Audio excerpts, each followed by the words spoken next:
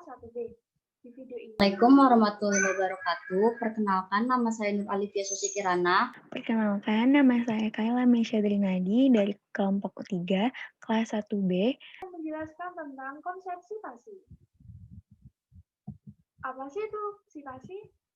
Sitasi adalah suatu cara untuk menunjukkan pada pembaca bahwa terdapat bagian tertentu pada suatu tulisan yang merupakan sumber dari penulis lainnya.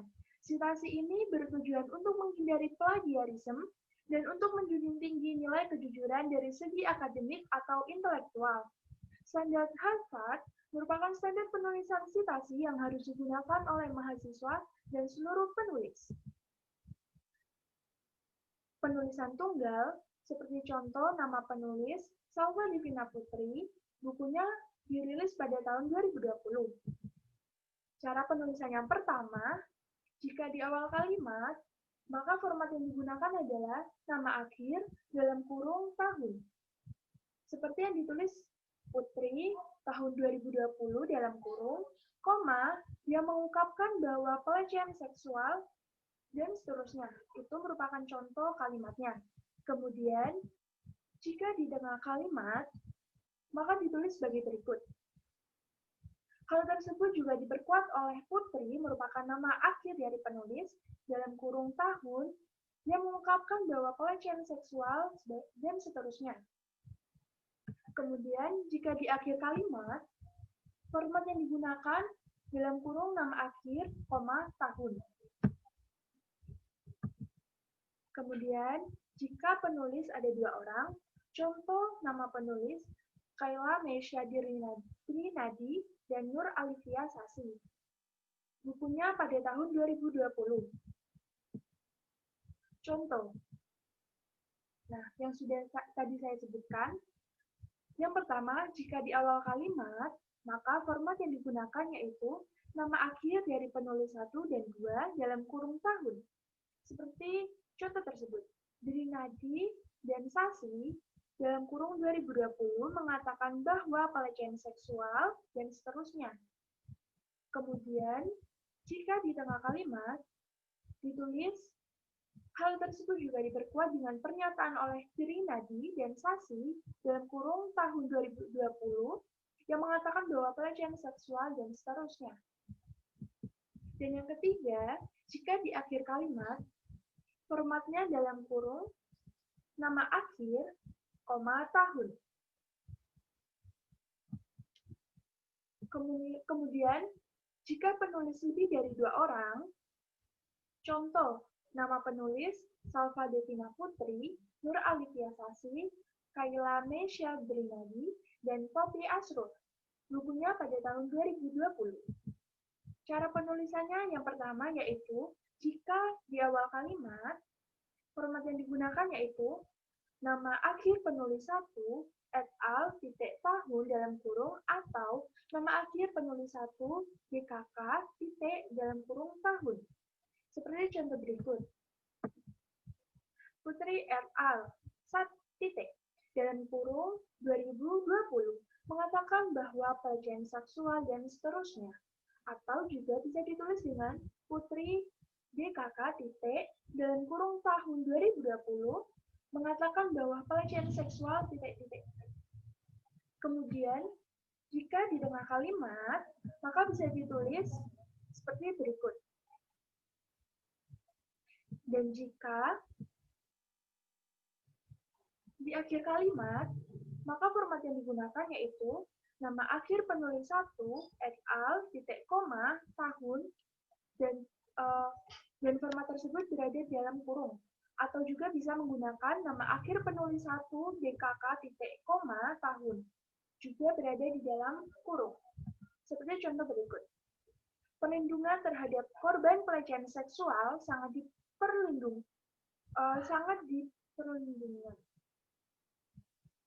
Oke, contoh ya. Berarti dalam kurung Putri et al, titik, koma, 2020. Atau bisa menggunakan format Putri DKK, titik, koma, 2020 dalam kurung. Terima kasih.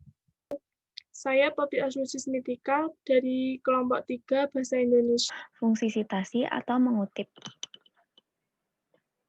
Fungsi mengutip yang pertama adalah landasan teori, dua, penguat pendapat penulis, ketiga, penjelasan suatu uraian, yang keempat, bahan bukti untuk menunjang pendapat. Yang kelima, sebagai landasan teori atau landasan berpikir.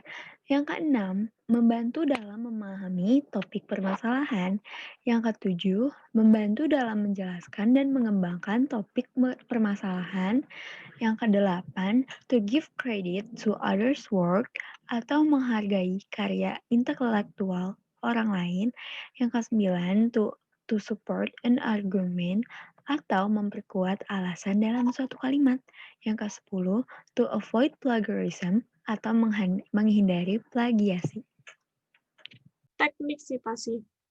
Saya akan menjelaskan tentang jenis gagasan, pikiran, informasi yang dikutip. Salah satu bentuk pengakuan atas ide pendapat orang lain dalam sebuah karya tulis adalah dengan menuliskan sumber rujukan secara nyata yang kita gunakan.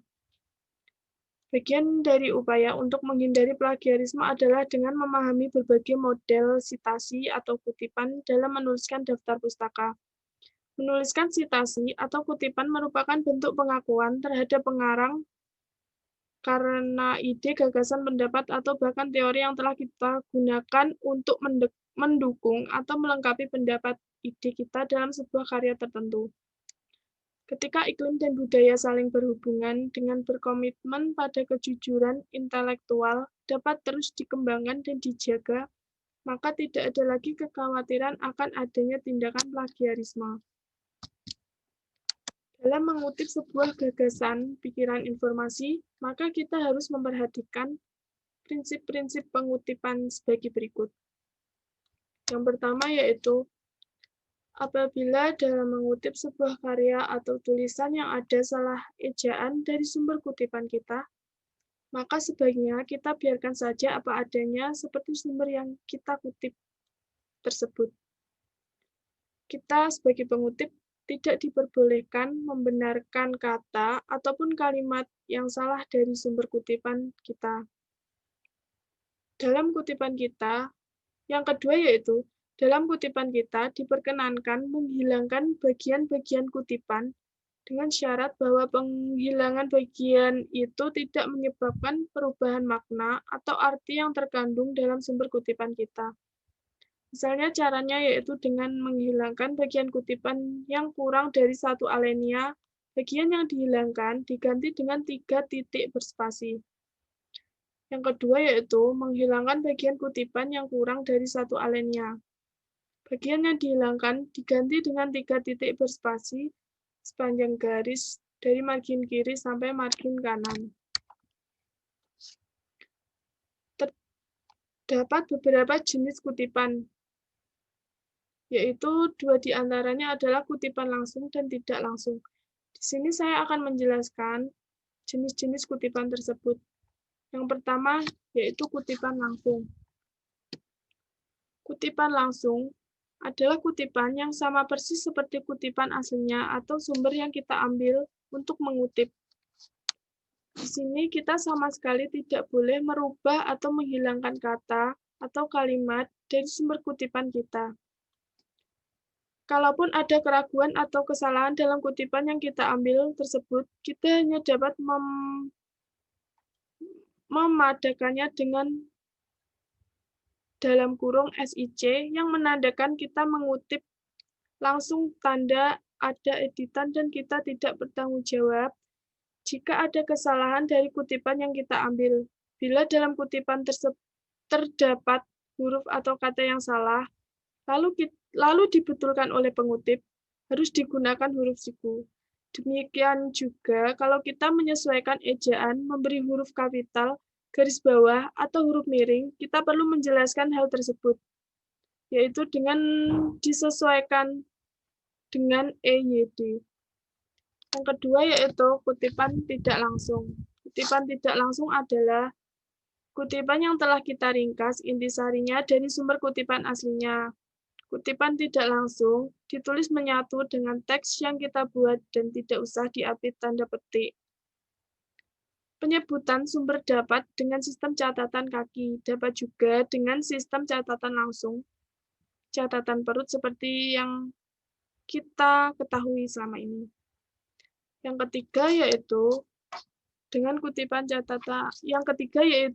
jenis kutipan pada catatan kaki. Kutipan pada catatan kaki, di mana catatan kaki adalah keterangan tambahan yang terletak di bagian bawah halaman dan dipisahkan dari teks karya ilmiah oleh sebuah garis sepanjang 20 ketukan atau 20 karakter. Yang keempat yaitu kutipan ucapan lisan.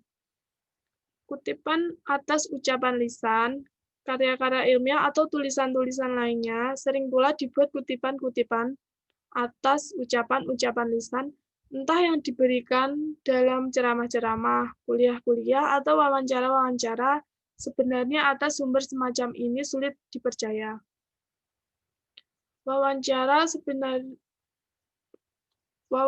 Sebenarnya kutipan atas sumber semacam ini sulit dipercaya, kecuali mungkin ucapan yang disampaikan seorang tokoh yang penting dalam suatu kesempatan yang luar biasa, serta dapat diikuti oleh masyarakat luas.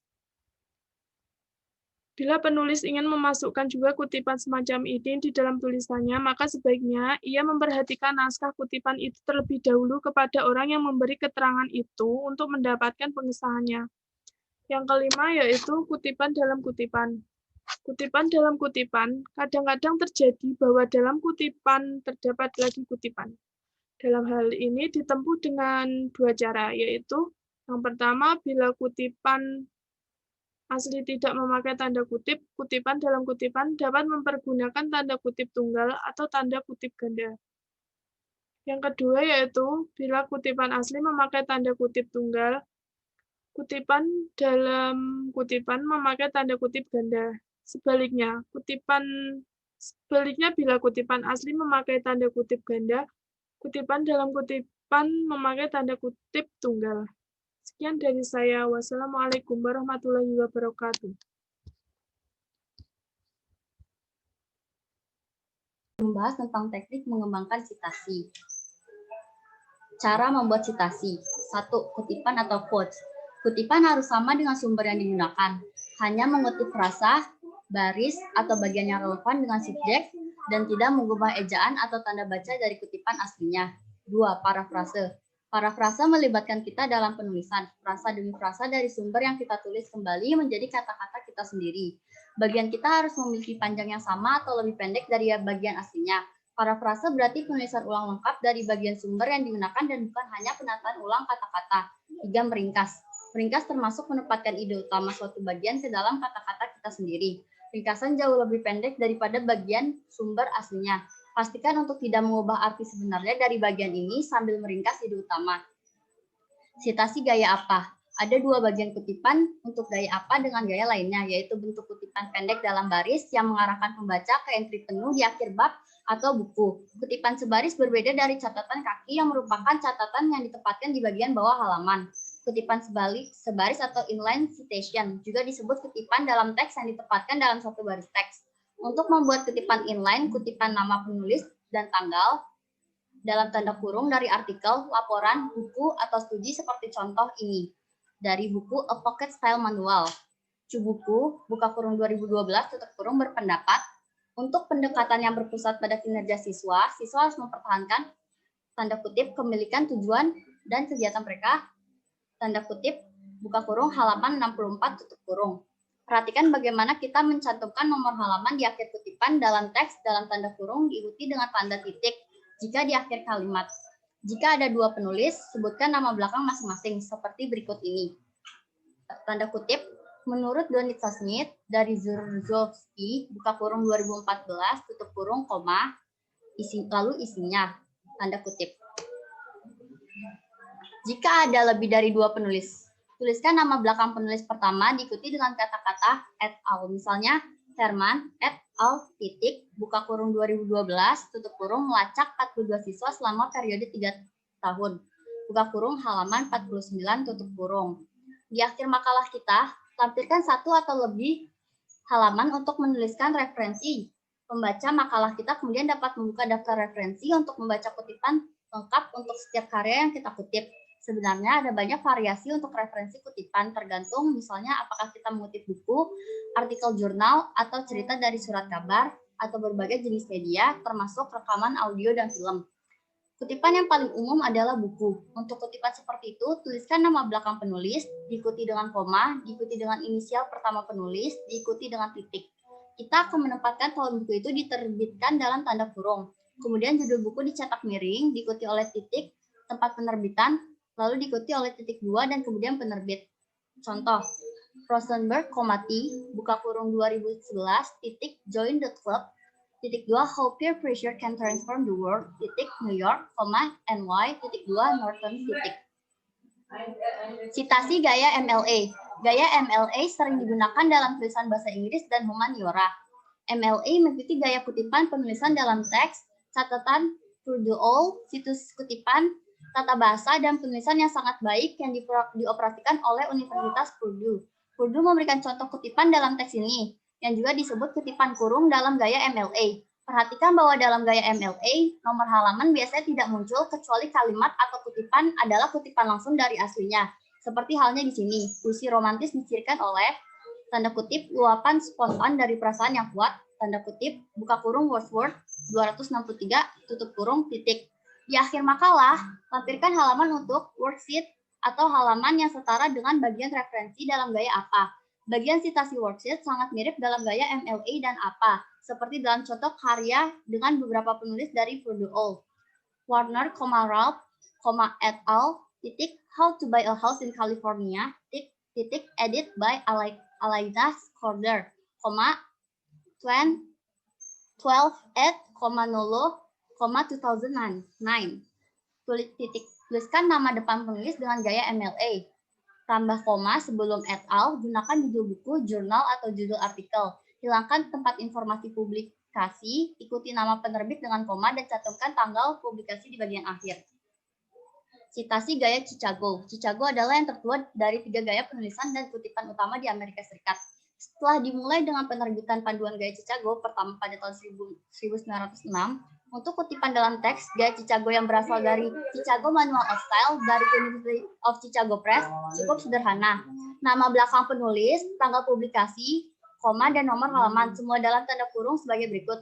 Buka kurung Muraf 2011, 219 sampai 220 tutup kurung. Di akhir makalah, masukkan daftar referensi yang dalam gaya Chicago disebut bibliografi, buku, jurnal, dan artikel lain dikutip dengan cara yang mirip dengan gaya APA dan MLA. Cantumkan nama belakang penulis, koma, dan nama depan lengkap, diikuti dengan judul buku dalam huruf miring, tempat penerbitan, diikuti oleh titik 2, diikuti dengan nama penerbit, koma, dan tanggal publikasi, koma, semua dalam tanda kurung. Diikuti oleh koma dan nomor halaman. Cat L. Turabian dalam A Manual of Writers, versi Chicago untuk mahasiswa memberikan contoh berikut. Gladwell, Malcolm, The Tipping Point, titik 2, How Little Things Can Make a Big Difference. Buka kurung Boston, titik 2, Little Brown, 2000, 64 sampai 65 titik. Sekian yang bisa saya sampaikan. Wassalamualaikum warahmatullahi wabarakatuh. Selanjutnya, saya ingin menjelaskan menulis daftar rujukan atau daftar pustaka.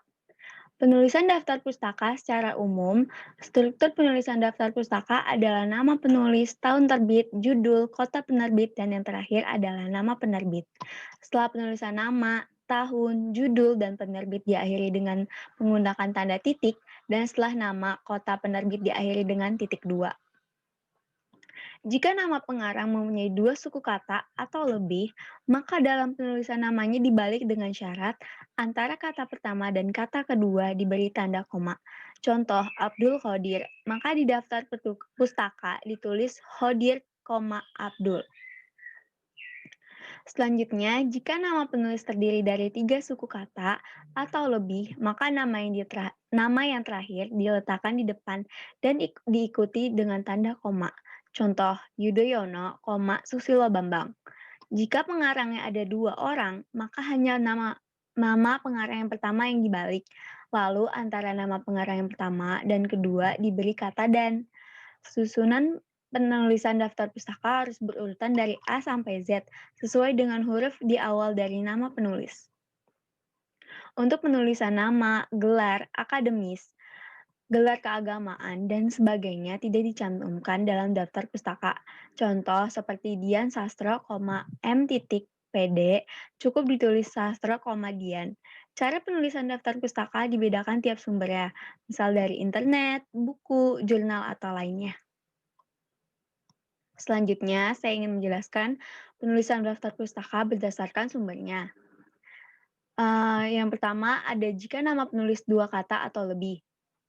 Qadir, A.2005, kisah orang mualaf, itu di italik, Surabaya, 2 Gramedia. Yang kedua, Yudhoyono, S.B, 2016, Panduan Perang, di italik, Jakarta, 2 Gramedia. 2. Penulisan daftar pustaka jika 2 pengarang atau lebih. Sugeng, R.W, dan Rizal Hoiri. 2002, Kisah Perjuangan, di italik, Jakarta, 2 Indomedia. Yang selanjutnya, Hussein, Hasan, dan kawan-kawan, 2007, Kumpulan Doa-doa, di italik, edisi kedua, 2 Jakarta. 3. Penulisan daftar pustaka untuk buku terjemahan atau suntingan. Saputra, Ardi atau penerjemah, 2003, dasar-dasar HTML, di italik, Jakarta, 2 Informatika. Jika nama penulis sama, tapi judul buku berbeda, seperti Setiawan, 2, 2012, dasar manajemen, italik, Sidoarjo, 2 Arjo Media, selanjutnya itu namanya sama, Setiawan, 2014, akuntansi dasar, Jakarta, 2 Jaka Media. Jika tidak ada nama pengarang, maka tulis nama lembaganya seperti Depiknas, 2004, petunjuk pelaksanaan dana bantuan operasional, di italik, Jakarta, 2 Depdiknas. Yang keenam, ada daftar pustaka dari koran seperti Yuli, Yanti, 2011, tanda petik 2, cara mudah menjahit pakaian, tutup, itu di italik juga, Kompas, di italik, 15 Februari 2011. Daftar pustaka untuk tugas akhir atau skripsi, nama penulis, tahun pada sampul, judul tugas atau skripsi tesis, pernyataan tugas akhir atau skripsi, pernyataan tidak diterbitkan, fakultas, nama perguruan tinggi, kota tempat perguruan tinggi, seperti Damayanti, S. 2019, ciri-ciri kanker serviks, skripsi, tidak diterbitkan, fakultas kedokteran Universitas Brawijaya, 2 Malang,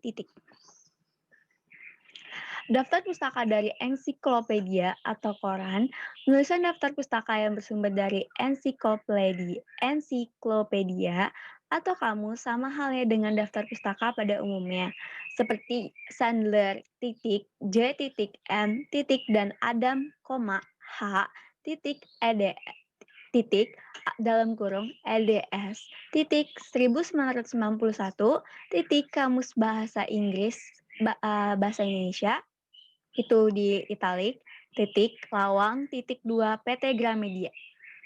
Daftar pustaka dari internet.